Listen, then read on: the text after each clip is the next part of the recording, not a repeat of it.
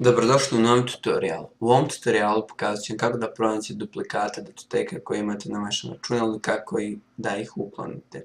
Za to mi je potreban program Auslogic Duplicate File Finder.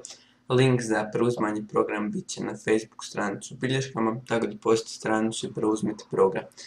Evo, ja sam za test kopirao moj YouTube logo na desktop i na D particiju i sad ću otvoriti ovaj program. I sad ću točno selektirati što me zanima, mada vi možete ove tu sve partice selektirati ako ne znate gdje se to nalazi. Ali evo sam za test da vidimo radi li program. Ovo ću označiti, samo ću ostaviti korisnici.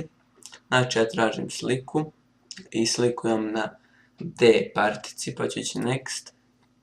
Ovdje mogu staviti da ignoriram datoteke manje od koliko stavim megabita ili gigabita. Tako isto ovdje da samo za fajlove veće od zadanog. Idemo next. Ovdje možemo staviti ignore file dates, to ostavimo.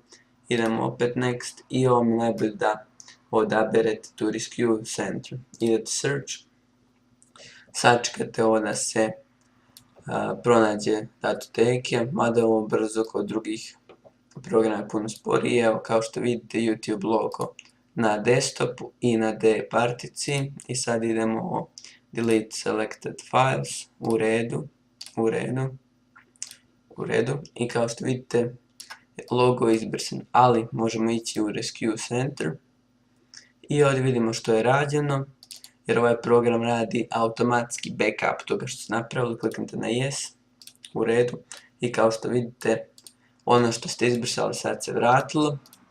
I koristite ovaj program ukoliko imate takve probleme. I to bi bilo to za ovaj tutorial. Vidimo se sljedeći put.